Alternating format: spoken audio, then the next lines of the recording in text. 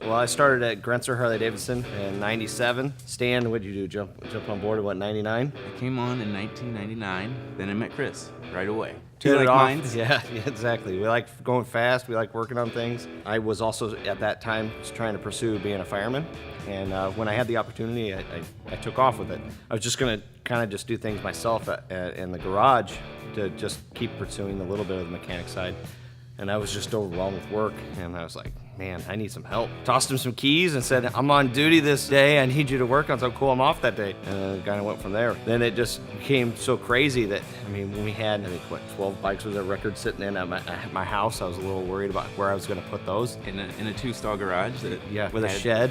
Had a couple of large toolboxes in it that was really a one-stall.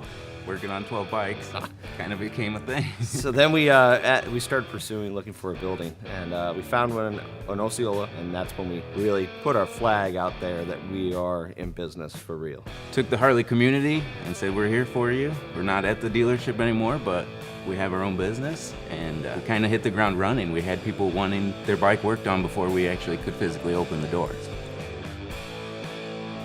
That following developed with zero marketing dollars. And it wasn't that we didn't want to market, we just really didn't have the budget for it, nor did we have the staff. It was Chris and Stan and 2 technicians that they had hired along the way. Despite how young they are, they have always run the business with a very old school mentality of do it right or don't do it. And they've lost work because of that ethic. But that has served to create this amazing relationship with these people where they will drop off their bike anticipating that they're going to be well cared for, and they are. Just like the garage, we were just overwhelmed with work. We had, at that point in time, 2 employees with us working on bikes. I think I came up with the idea to email Indian. I was like, I told my wife, who's our general manager now, to email him. And it was kind of like a joke, like, yeah, right, like we'll get an opportunity with this one. And it was one of those days where I was really busy. I just was so irritated by the thought. And so I remember just very begrudgingly, like, oh, okay, I'll email. And of course, nothing's going to happen. And this is kind of silly, but I love you and I'll do it. And so I wrote this email fully anticipating that nothing would happen. Honestly, we didn't think we'd ever get a response, but within 2 weeks, we got a phone call from dealer development. And that was exciting that, that they even called. Mm-hmm. I remember that day, and I remember like wanting to do, backflips and cartwheels and everything else outside.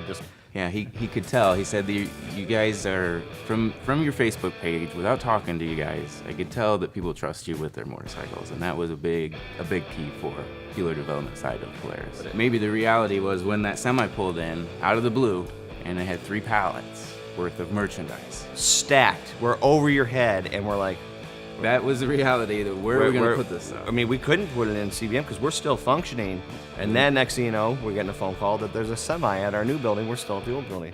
We have motorcycles for you. I'm like, boy. There's that hesitation in the back of my mind. I don't think that really actually lifted until we had our grand opening.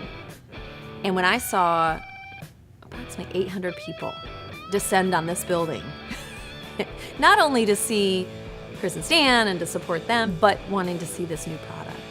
And that was so cool. And don't get me wrong, I mean, I still love Harley-Davidson. Without Harley, I wouldn't be here. But the support from our riders group that we've started now, is amazing. I mean, to see how we, within 1 year, can have 80 plus members in a riders group is amazing.